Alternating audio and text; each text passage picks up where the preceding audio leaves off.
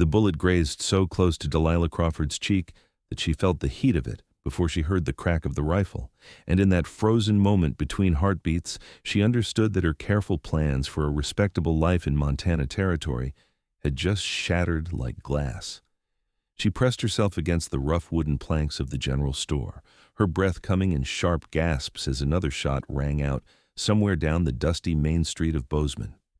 It was June of 1876, and the town was still raw and wild, perched on the edge of civilization where the mountains loomed like ancient sentinels. Delilah had arrived only 3 weeks prior with her older sister Margaret, seeking to start a boarding house for respectable travelers. At 22 years old, she had thought herself prepared for the roughness of frontier life, but nothing had prepared her for the violence that could erupt without warning. "Get inside!" A hand clamped around her wrist, pulling her through the doorway of the store with such force that she stumbled over her skirts.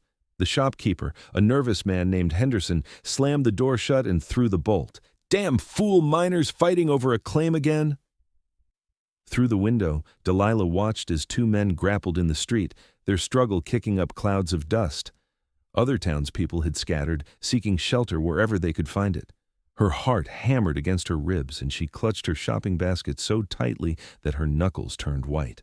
The fight ended as suddenly as it had begun. One man lay motionless in the street while the other staggered away, blood streaming from his nose. Within minutes, the marshal appeared, and the ordinary sounds of town life gradually resumed. Henderson unlocked the door cautiously.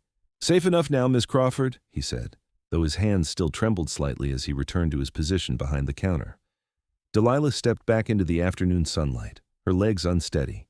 She needed to return to the boarding house, but the incident had shaken her more than she cared to admit. Margaret would lecture her about the dangers of going out alone, would remind her again that this was not Philadelphia, that women needed to be more careful here. She was halfway down the boardwalk when she noticed him. He stood outside the blacksmith's shop, watching the aftermath of the fight with an expression of calm assessment.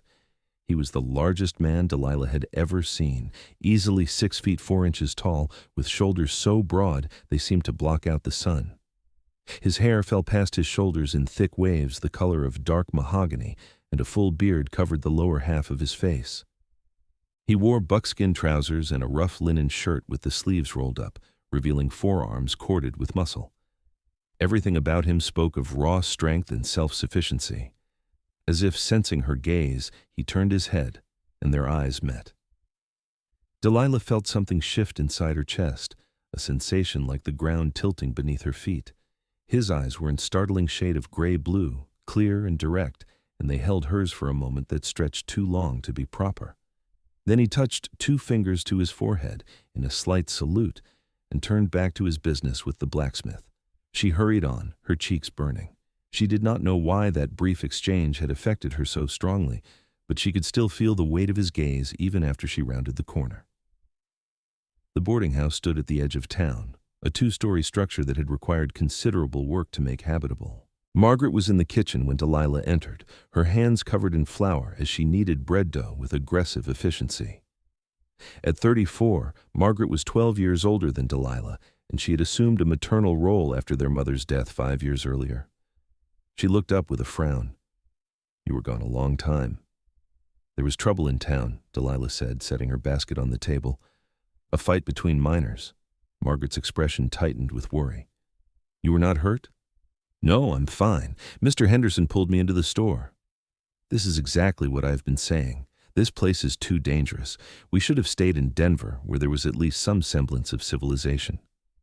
Delilah bit back a sigh. They had been through this argument many times. Denver had been expensive, and the opportunities limited. Here in Bozeman, with Montana Territory growing rapidly, they had a chance to build something of their own.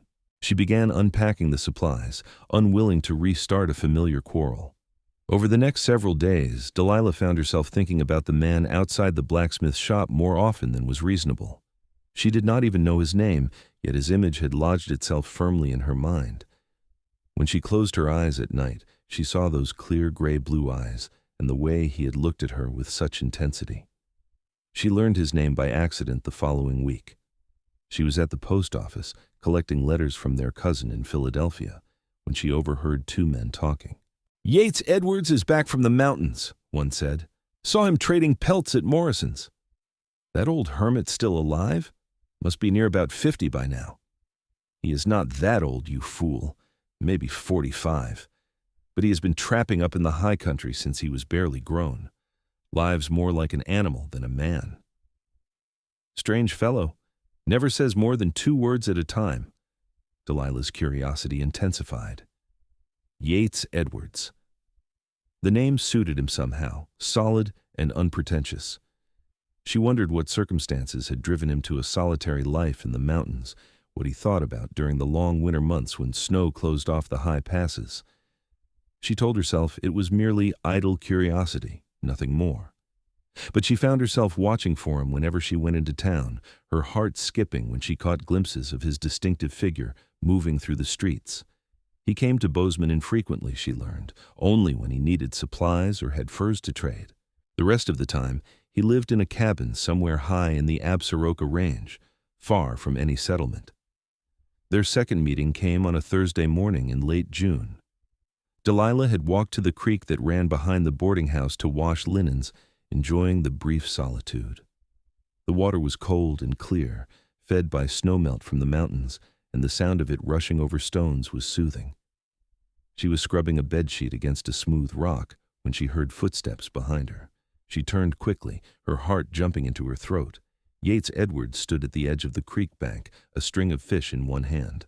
Up close, she could see the details she had missed before. The fine lines around his eyes, the silver threading through his dark hair and beard, the small scar that cut through his left eyebrow. He was even more imposing at close range, all solid muscle and quiet strength. "Did not mean to startle you," he said.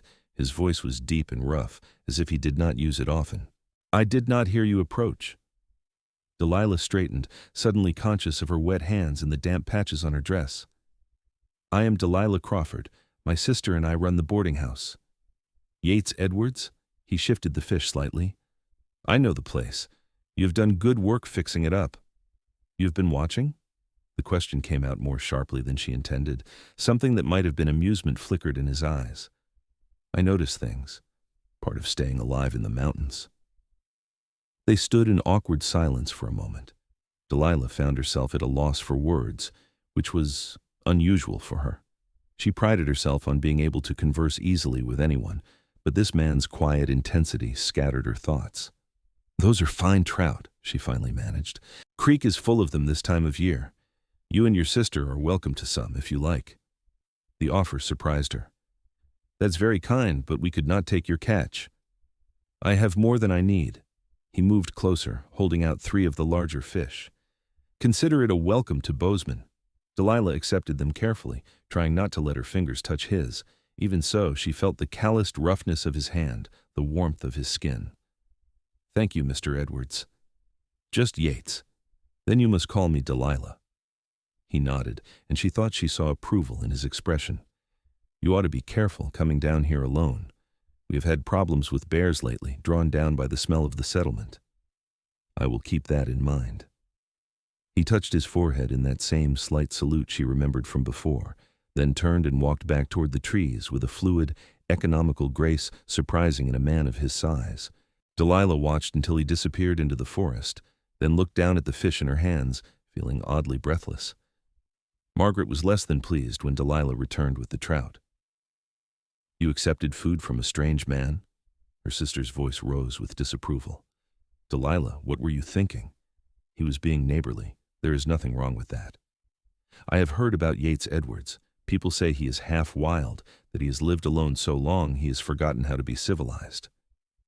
"He seemed perfectly civilized to me." Delilah began cleaning the fish, not meeting her sister's eyes. "He was polite and well-spoken." Margaret made a disapproving sound in her throat but did not pursue the argument. They prepared the trout for dinner, and Delilah had to admit they were delicious, the flesh sweet and tender. As she ate, she found herself wondering what Yates was doing at that moment, whether he was back in his mountain cabin or still somewhere nearby. The summer days grew longer and hotter. The boarding house gradually attracted guests, mostly men passing through on business, occasionally a family traveling west. Delilah and Margaret worked from dawn until late evening, cooking, cleaning, managing accounts. It was exhausting but satisfying work, and Delilah felt a sense of pride watching their enterprise succeed. She saw Yates Edwards 3 more times over the following weeks, always brief encounters that left her feeling unsettled and exhilarated. Once at the trading post where he was selling beaver pelts, once on the main street where he nodded to her in passing, once at the church social where he had surprised everyone by attending, though he stood at the edges of the gathering and left early.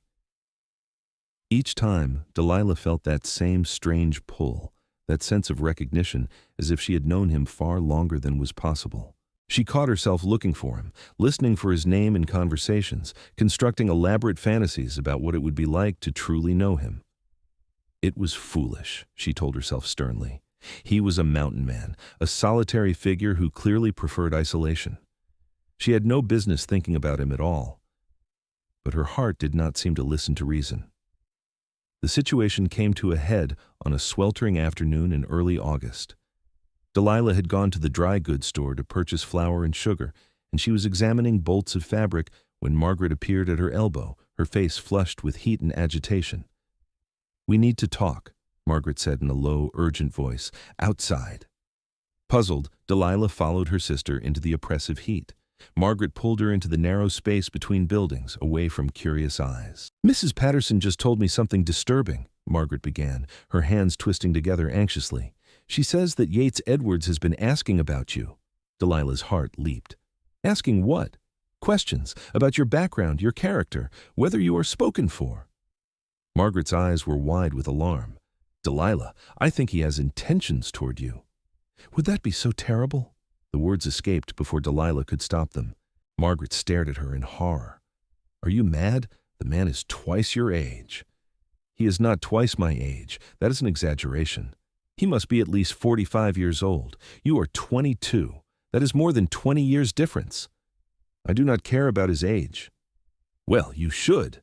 Margaret's voice had risen, and she forced it back down to a harsh whisper.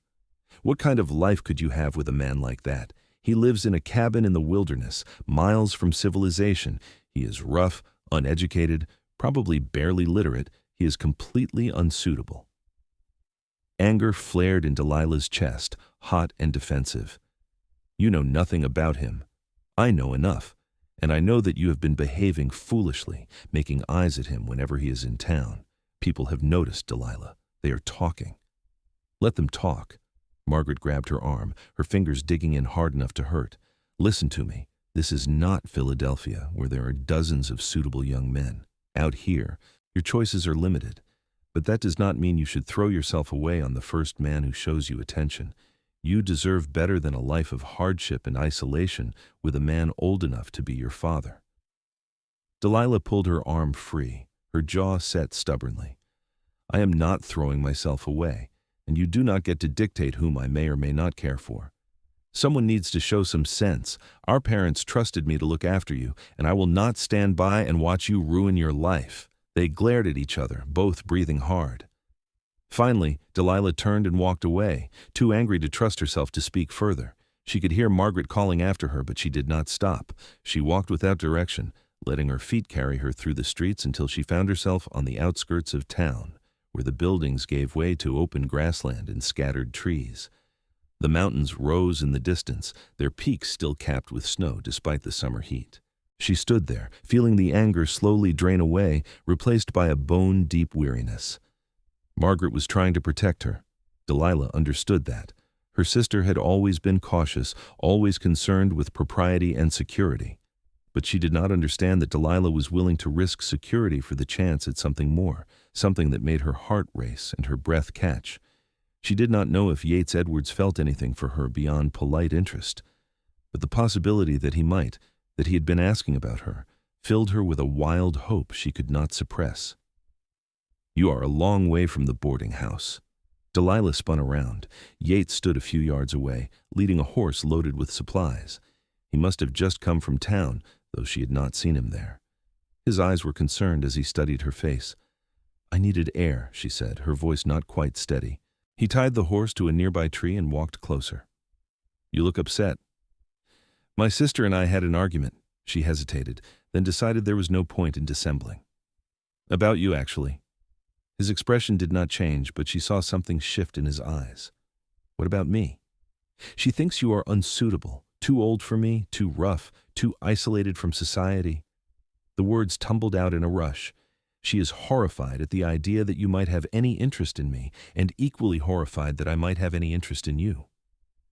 Yates was silent for a long moment. Then he said, "Is she right? Do you have an interest in me?" Delilah's heart pounded so hard she thought it might burst through her chest.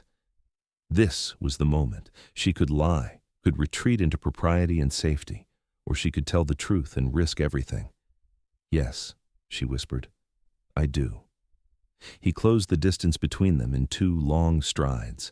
Up close, she had to tilt her head back to meet his eyes. He was so large, so overwhelmingly male, and yet she felt no fear, only anticipation.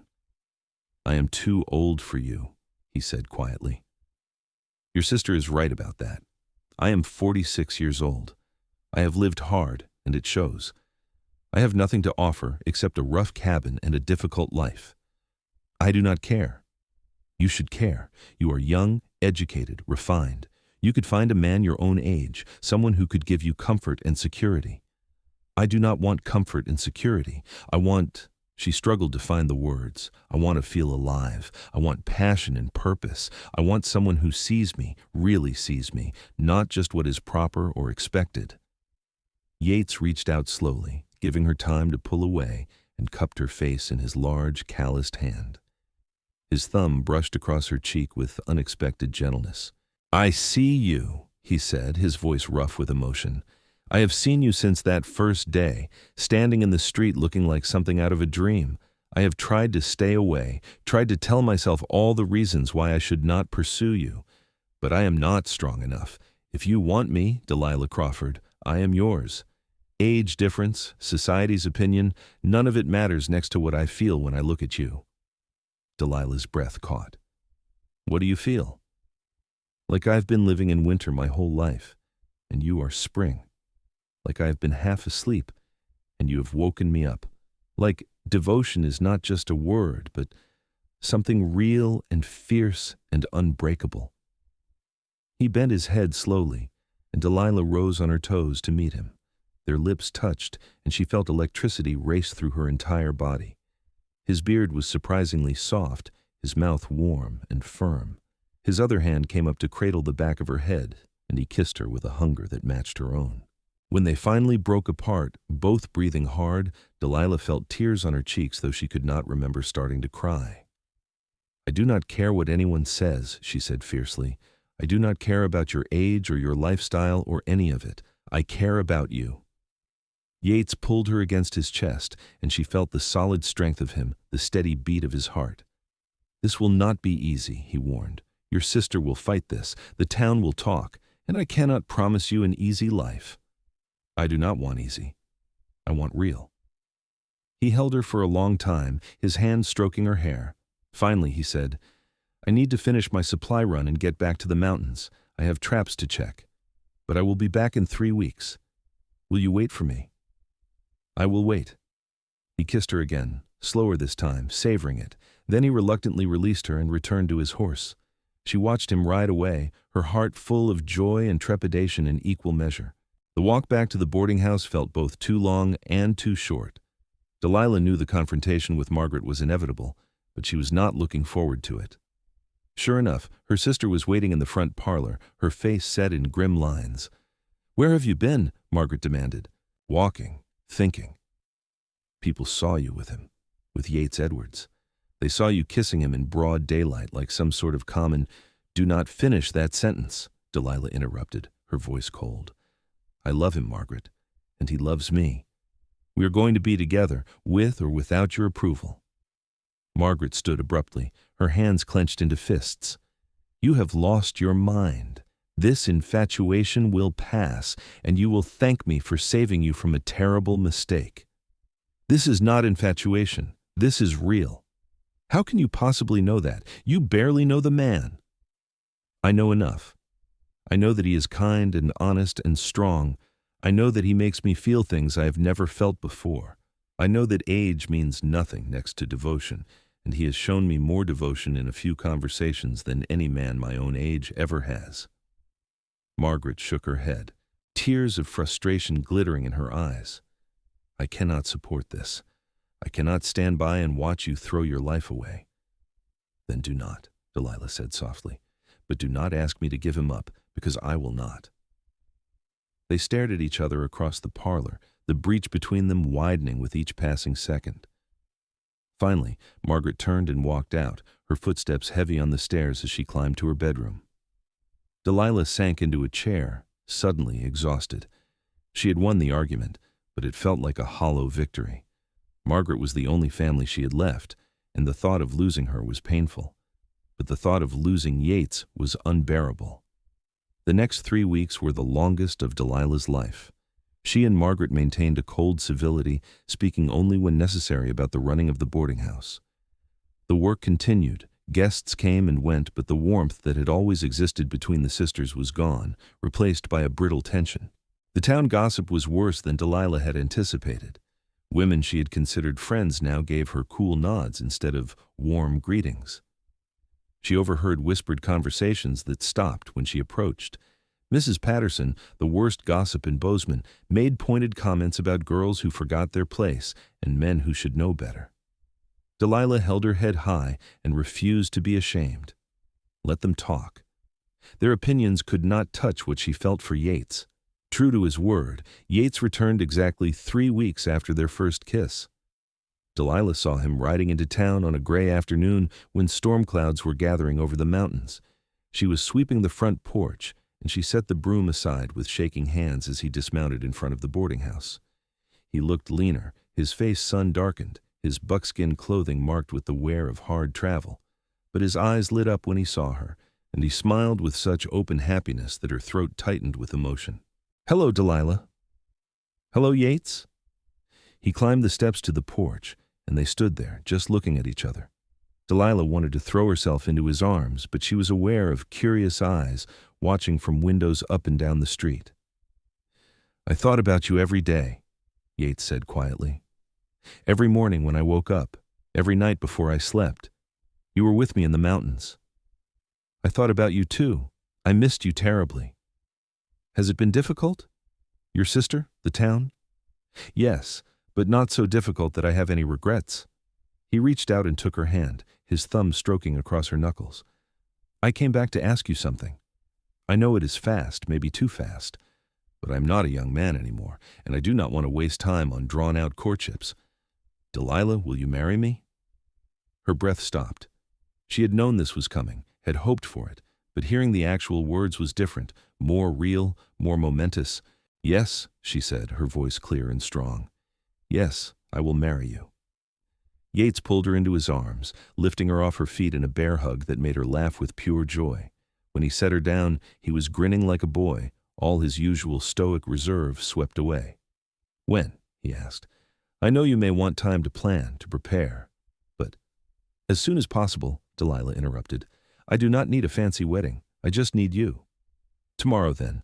We can get the minister to perform the ceremony." "Tomorrow," she agreed, feeling dizzy with happiness.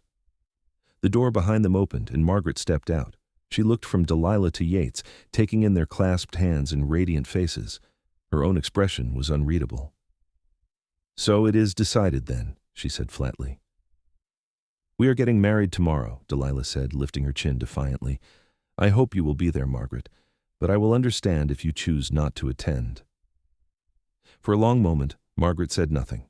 Then she sighed, a sound full of weariness and resignation. "You are my sister.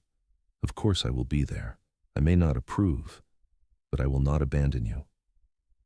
Delilah felt tears spring to her eyes. She released Yates's hand and crossed to Margaret, pulling her into a tight embrace. "Thank you," she whispered. "That means everything to me." Margaret hugged her back stiffly, then pulled away. "Mr. Edwards, I suppose I should say welcome to the family, though this is not at all how I envisioned my sister's marriage." "I know I am not what you would have chosen for her," Yates said, his voice respectful. "But I swear to you, I will spend every day of my life making her happy and keeping her safe. She will want for nothing that I can provide. She will be living in a cabin in the mountains, miles from any town or neighbor. That is hardly a life of comfort." "It is the life I want," Delilah interjected. "Please, Margaret, try to understand."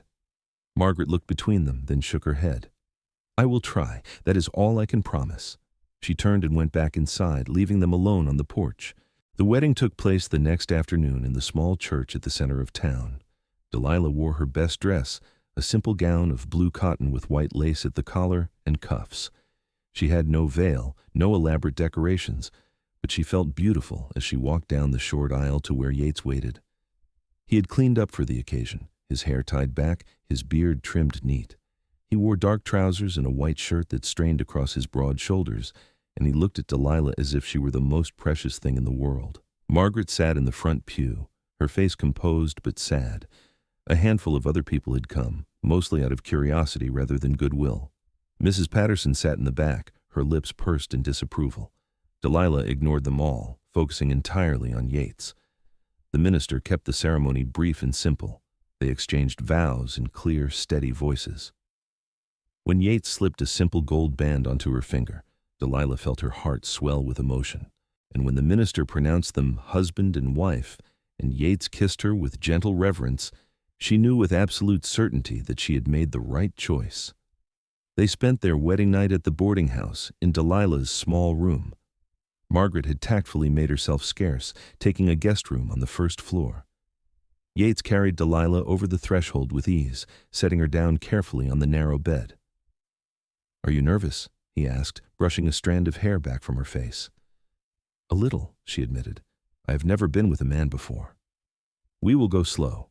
If anything frightens you or hurts, you tell me, and I will stop."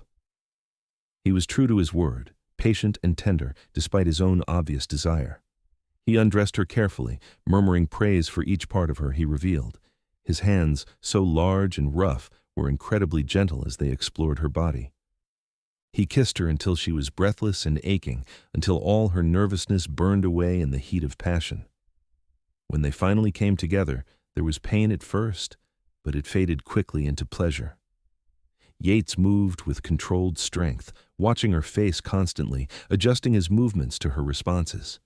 When she cried out in climax, he followed her over the edge, burying his face in her neck and groaning her name. Afterward, they lay tangled together in the narrow bed, Delilah's head on Yates's chest, listening to his heartbeat slow. She felt utterly at peace, utterly complete. "No regrets?" Yates asked quietly. "None." "You?" "Not a single one, though I still cannot quite believe you chose me." Delilah propped herself up on one elbow, looking down at him seriously. "You are everything I want, Yates.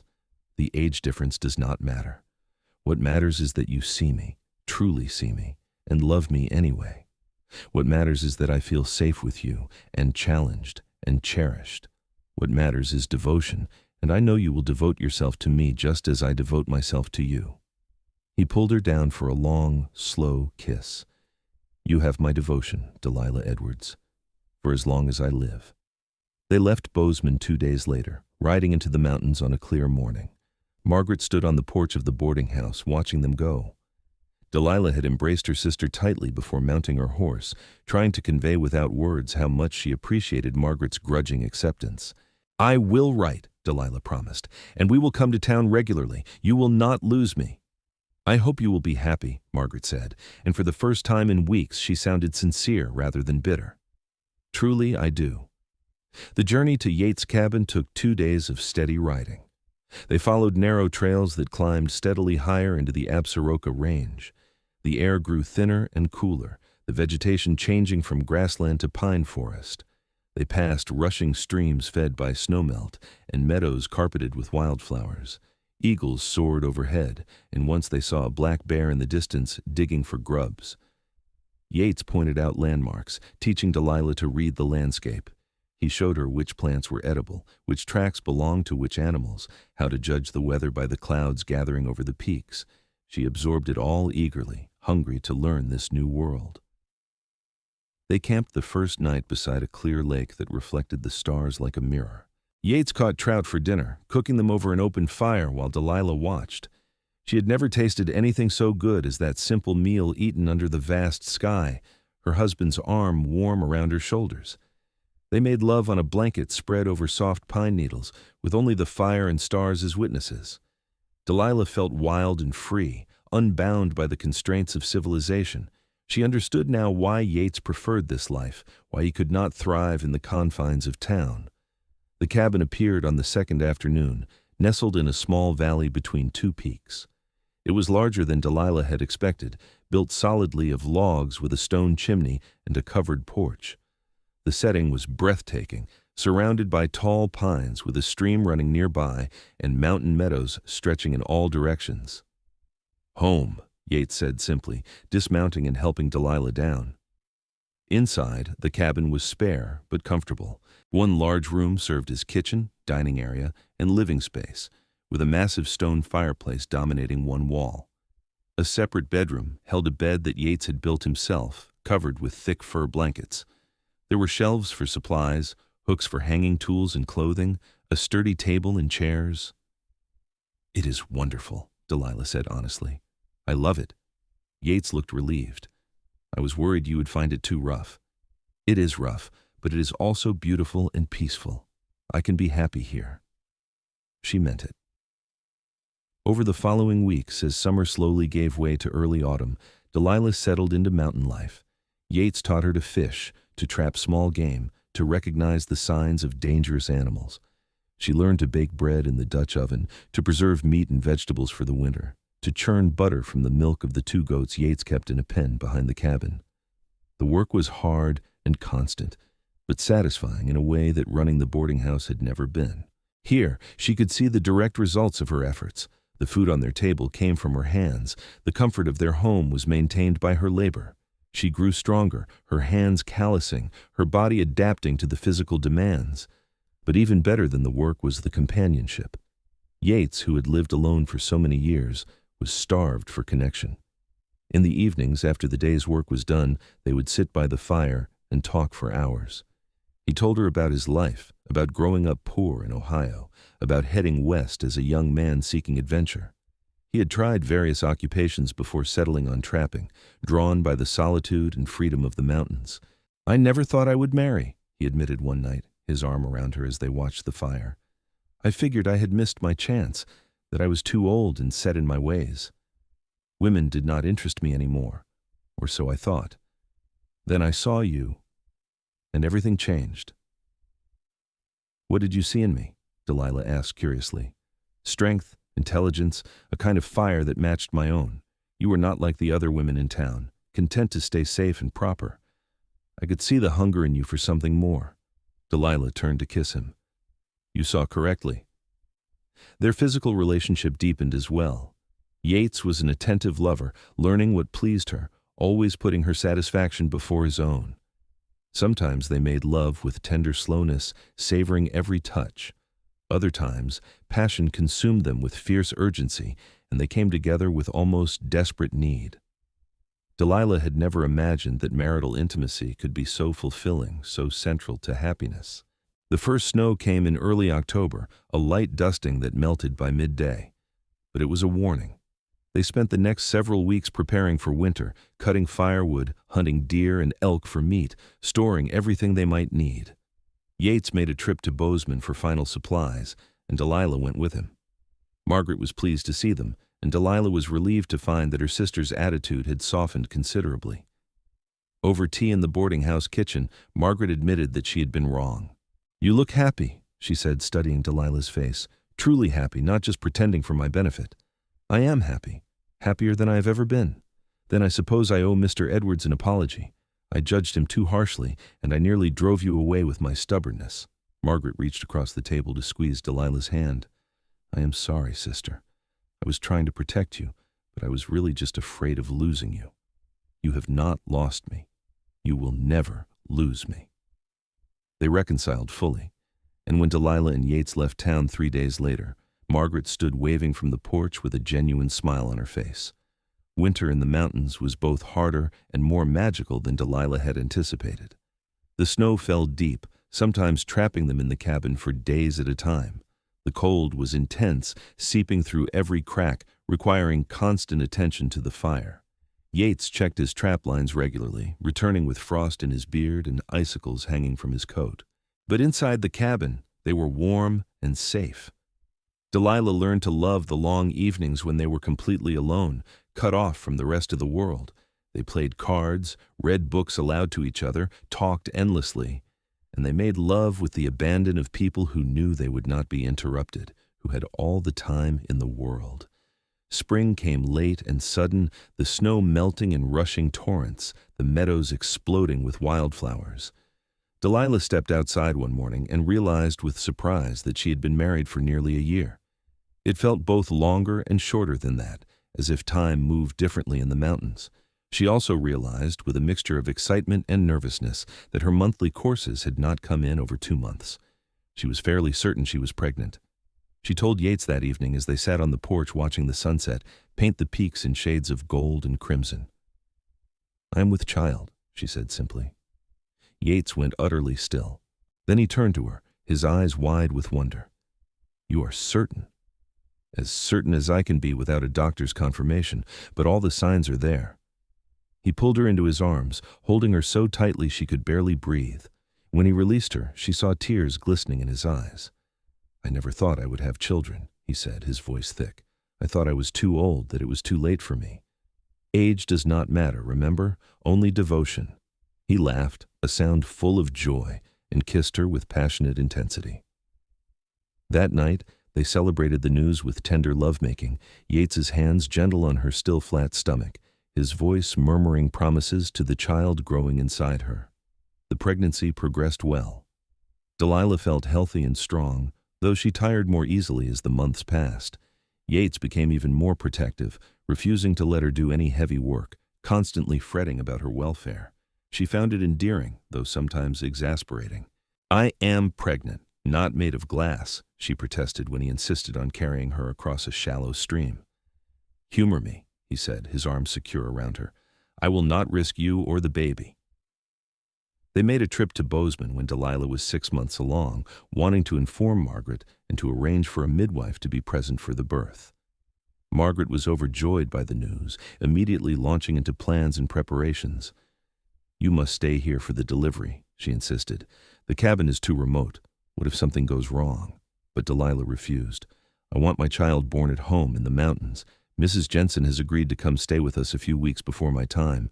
She is an experienced midwife. Everything will be fine," Margaret argued, but eventually accepted Delilah's decision. She hugged her sister tightly, her hand resting on Delilah's swollen belly. "I am so happy for you," she whispered. "You have found something rare and precious. I was wrong to oppose it. You were trying to protect me. I understand that now. He loves you very much, you know. Anyone can see it in the way he looks at you. Age truly does not matter next to that kind of devotion." Mrs. Jensen arrived at the cabin in late November, a sturdy woman of middle years with decades of midwifery experience. She approved of the preparations Yates and Delilah had made and settled in to wait. The baby was due in early December. Labor began on a cold night when the northern lights danced green and silver across the sky. Delilah woke with the first pains, gripping Yates's hand tightly as the contractions grew stronger. Mrs. Jensen took charge with calm efficiency, directing Yates to heat water and prepare supplies while she examined Delilah. "Everything looks good," she announced. "This will take a while yet, but mother and baby are both strong." It took most of the night and into the next day. The pain was intense, overwhelming at times, but Delilah drew strength from Yates's presence. He never left her side, holding her hand, wiping her forehead with cool cloths, murmuring encouragement when she felt she could not go on. Finally, as afternoon light slanted through the windows, the baby came in a rush of fluid and blood. Mrs. Jensen caught the infant expertly, quickly clearing its mouth and nose. A strong, lusty cry filled the cabin. "A son," Mrs. Jensen announced, placing the squalling baby on Delilah's chest. "A fine, healthy son." Delilah looked down at her child through tears of exhaustion and joy. He was perfect, with a shock of dark hair and Yates's gray-blue eyes. His little fists waved angrily as he protested his sudden arrival into the world. Yates knelt beside the bed, his own face wet with tears. "He is beautiful," he said in an awed whisper. "Delilah, he is perfect." "What shall we name him?" Delilah asked. They had discussed names but had not settled on anything definite. Now, looking at her son's furious little face, Delilah knew. "Thomas," she said. "Thomas Edwards." "Thomas," Yates repeated, testing the name. "I like it. Welcome to the world, Thomas." He bent to kiss first the baby, then Delilah, his hand cradling both of them with infinite gentleness. The weeks after Thomas's birth passed in a blur of sleepless nights and constant feeding. Delilah was exhausted but happier than she had ever imagined possible. Watching Yates with their son was a revelation. The big, rough mountain man was utterly transformed by fatherhood, holding Thomas with careful tenderness, singing to him in a surprisingly good voice, pacing the floor for hours when the baby fussed. "I never knew I could feel like this," Yates told her one night as he rocked Thomas to sleep. "Like my heart is walking around outside my body, like I would die to protect him." "That is what love does," Delilah said softly. "It makes us vulnerable, but it also makes us stronger." Winter settled in hard, trapping them in the cabin for weeks at a time. But Delilah did not mind. She had everything she needed right here: her husband, her son, the warmth of the fire, and the beauty visible through the frost-covered windows. She spent hours nursing Thomas, watching him grow and change, marveling at the miracle of his existence. Spring brought new challenges and joys. Thomas was thriving, a healthy, active baby who demanded constant attention. Yates balanced his trapping work with childcare, often carrying Thomas in a sling against his chest as he went about his chores. Delilah gradually regained her strength, returning to the rhythms of mountain life. They made their first trip to Bozeman when Thomas was 6 months old.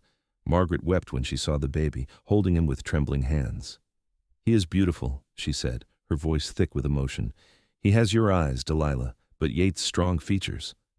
"He has his father's temperament, too," Delilah said with a laugh, calm and observant, taking everything in without making a fuss.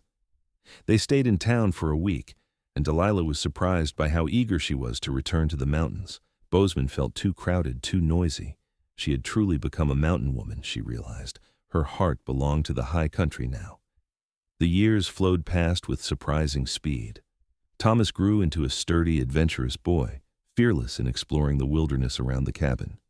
Yates taught him to track animals, to fish in the streams, to respect the power of nature. Delilah taught him to read and write, using the precious books they owned, determined that her son would be educated even in their remote home. When Thomas was 3, Delilah became pregnant again. This time the pregnancy was more difficult, and she spent the final months confined to bed rest. Yates was beside himself with worry, hovering constantly, refusing to leave her side. "You will worry yourself sick," Delilah told him gently. "I am fine. The baby is fine. Mrs. Jensen says everything is progressing normally." "I cannot lose you," Yates said fiercely. "You are my everything, Delilah. Without you there is nothing." "You will not lose me. I promise." She kept that promise. The labor was long and exhausting, but she came through it safely. And when Mrs. Jensen placed a tiny daughter in her arms, Delilah felt her heart expand with love all over again. "A girl," she whispered, looking up at Yates with shining eyes. "We have a daughter." Yates was transformed, utterly besotted with his daughter from the first moment. They named her Caroline, and she became the center of his world. Where he had been protective with Thomas, he was almost absurdly so with Caroline. Delilah often had to remind him that their daughter needed room to grow and explore, that he could not shield her from every possible danger. The children thrived in the mountain environment. Thomas became an accomplished tracker and hunter by the age of 10, accompanying Yates on his trap lines. Caroline was more interested in plants and growing things, and Delilah taught her about medicinal herbs and edible plants. Despite their different interests, the siblings were close, spending hours playing elaborate games in the meadows around the cabin. Delilah and Yates's relationship only deepened with time. They had weathered difficulties together. Harsh winters, injuries, sickness, the constant challenges of mountain life. Through it all, their love remained constant. Yates still looked at her with the same intensity he had shown that first day in town, and Delilah still felt her heart skip when he walked into a room. "Do you ever regret it?" Yates asked one evening as they sat on the porch, watching Thomas and Caroline play in the last light of day. "Giving up town life? Marrying an old mountain man?" "You are not old," Delilah said, as she always did. Though it was true that Yates was showing his age now, his hair and beard more silver than brown, lines deepening around his eyes. He was 56 years old, but still strong and vital. And no, I have never regretted it for a single moment. I am 24 years older than you. I will not be here as long as you deserve. Delilah turned to him, taking his weathered face in her hands. Listen to me, Yates Edwards. However long we have together, it will be enough because we have not wasted a single day. We have loved each other completely, without reservation or regret. That is more than most people ever have. He pulled her close, burying his face in her hair. I love you more now than the day we married, he said quietly. I did not think that was possible, but it is true. And I love you. Age has never mattered, remember. Only devotion, and your devotion has never wavered. Never, he agreed. My devotion to you is absolute, until my last breath. They sat together in the gathering darkness, their children's laughter floating on the evening air, the mountains standing eternal around them. Delilah felt utterly at peace. She had found something rare and precious here, a love that transcended age and circumstance, a partnership built on mutual respect and unwavering loyalty. Margaret visited every summer, making the journey into the mountains with supplies and news from town. The breach between the sisters had healed completely over the years, and Margaret now admitted freely that she had been wrong about Yates. He has been the perfect husband for you, she said during one visit, watching Yates toss Caroline into the air while the little girl shrieked with delight. I could not have chosen better myself. You thought he was too old for me, Delilah reminded her with amusement. I was a fool. Age means nothing next to the way he loves you, the way you love him. You have built something beautiful here, Delilah, a real family, a real home. I admire what you have done. The years continued their steady march. Thomas grew into a tall, capable young man, as comfortable in the wilderness as his father. At 18, he began making trips to town on his own, and Delilah suspected it would not be long before some young woman caught his eye. Caroline, at 14, was growing into a beauty, with her mother's dark curls and her father's striking eyes. Yates was 66 now, and age was finally slowing him down. His joints ached in the cold, and he no longer had the stamina for long days on the trap lines. But he remained strong in spirit, still protective of his family, still devoted to Delilah with every fiber of his being. One evening, as they sat by the fire after the children had gone to bed, Yates took Delilah's hand. I have been thinking, he said slowly, about the future, about what will happen when I'm gone. Yates, please do not talk like that. We have to be practical. I am an old man, Delilah. I will not live forever. He squeezed her hand gently. Thomas is capable of running the trap lines and providing for the family. Caroline is smart and resourceful. They will be fine. But I worry about you. I will be fine too, Delilah said, though her throat was tight. You have taught me well. I can survive in these mountains. I know you can survive, but I want more than survival for you. I want you to be happy. I am happy. Right now, right here with you. That's all I need. Yates pulled her into his arms, and they sat in silence, listening to the wind in the pines and the crackle of the fire. Delilah knew he was right, that they needed to face the reality of mortality. But not tonight. Tonight, she just wanted to hold him and pretend they had all the time in the world. The next several years were good ones.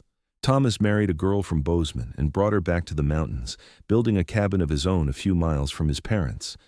Delilah gained a daughter-in-law she adored, and soon after, a granddaughter.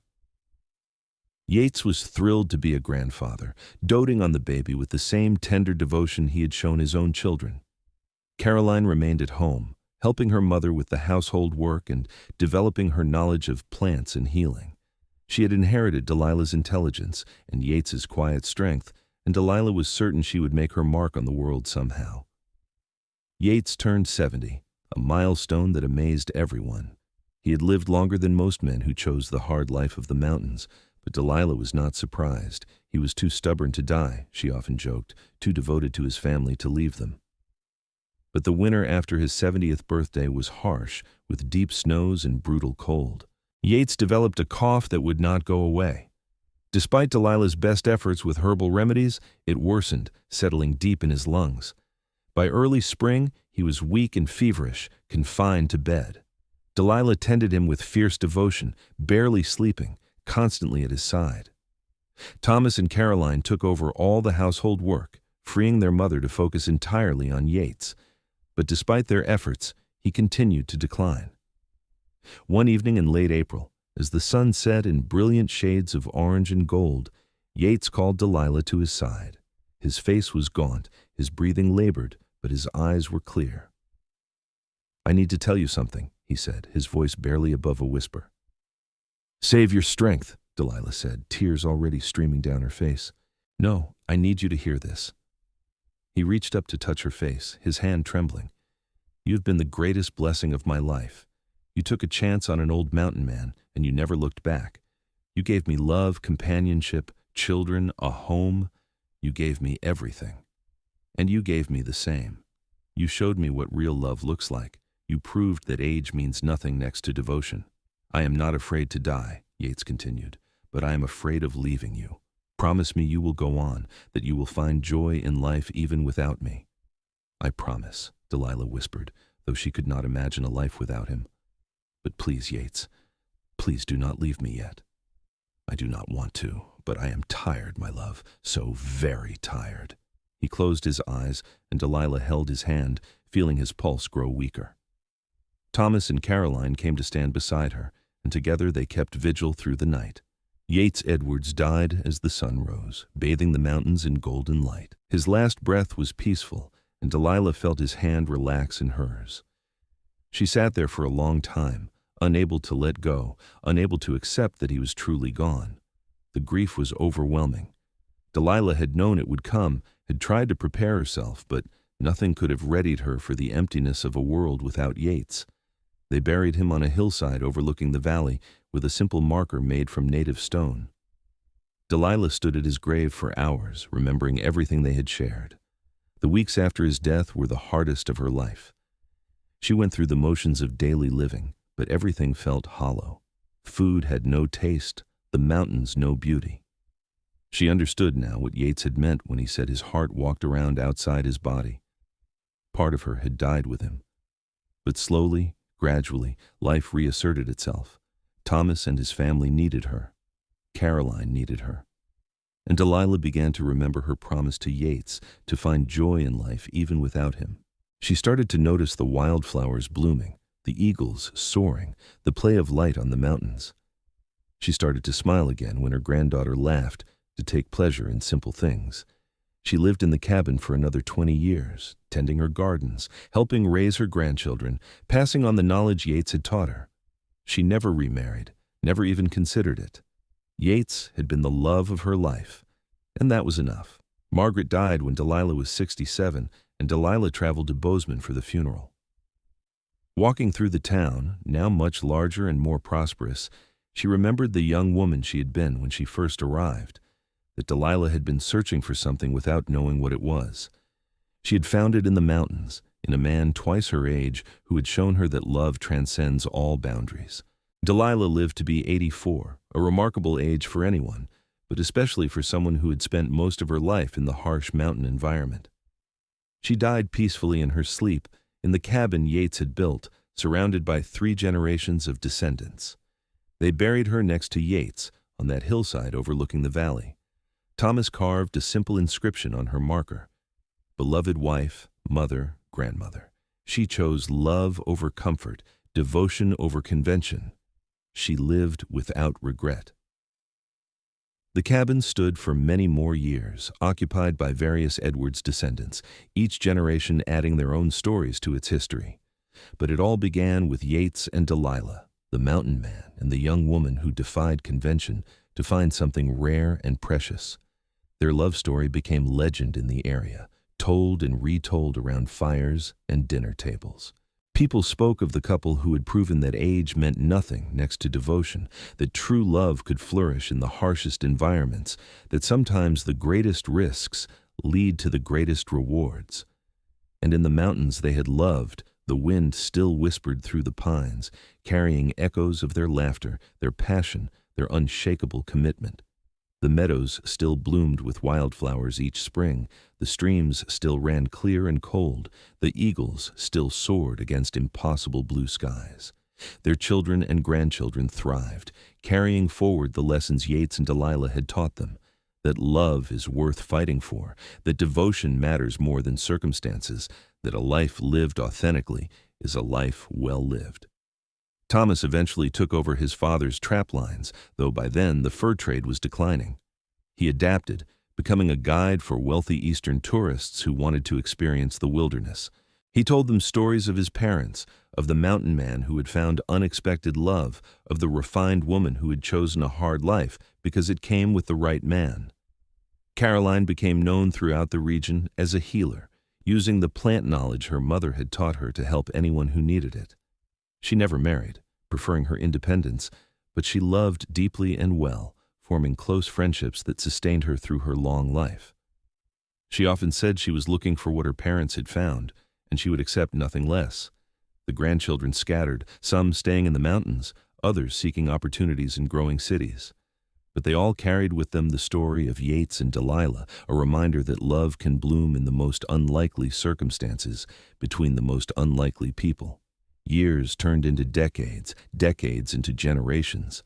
The Montana Territory became a state. The wild frontier was slowly tamed, though the mountains remained largely unchanged. And still the story persisted, passed down through families, embellished and romanticized, but essentially true. At its heart was a simple truth. Two people had met and recognized something in each other, something precious and rare. They had ignored the voices telling them it could not work, that their differences were too great. They had chosen each other despite all the obstacles, and they had built a life together that exceeded anything either had imagined possible.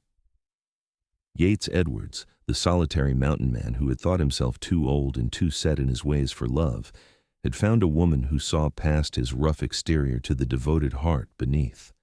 Delilah Crawford, the refined Eastern woman seeking adventure and purpose, had found a man who would give her both, along with a love so deep and true it sustained her for the rest of her life.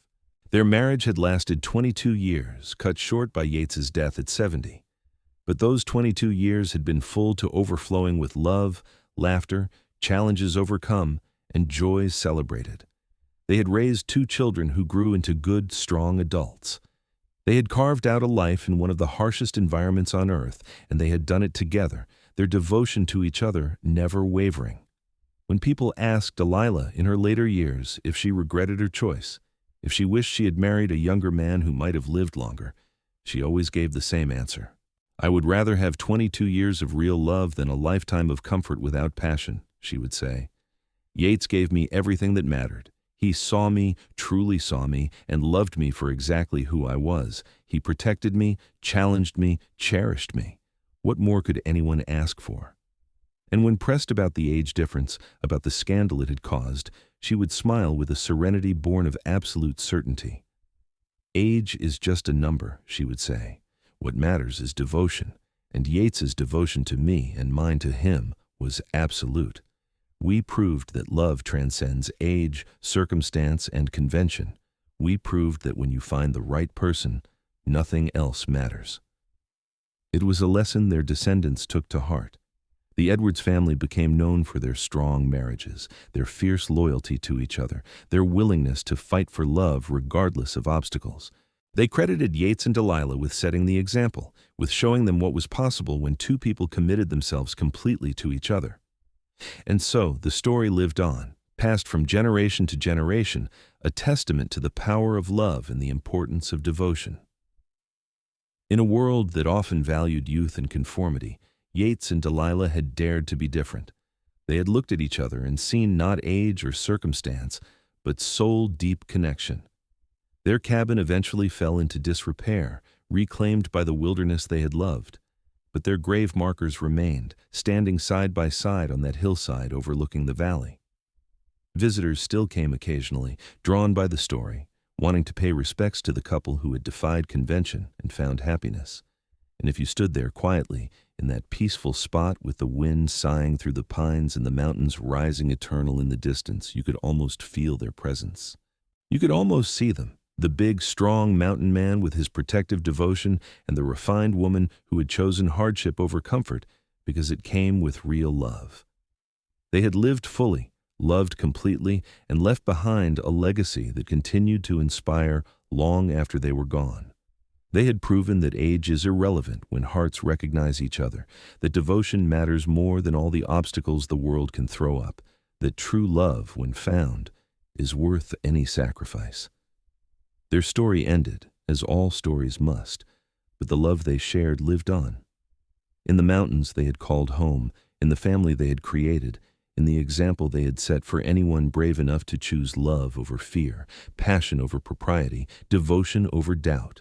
Yates Edwards and Delilah Crawford Edwards had lived a life worth living, and they had done it together, their hands clasped, their hearts united, their devotion absolute. And that, in the end, was all that mattered.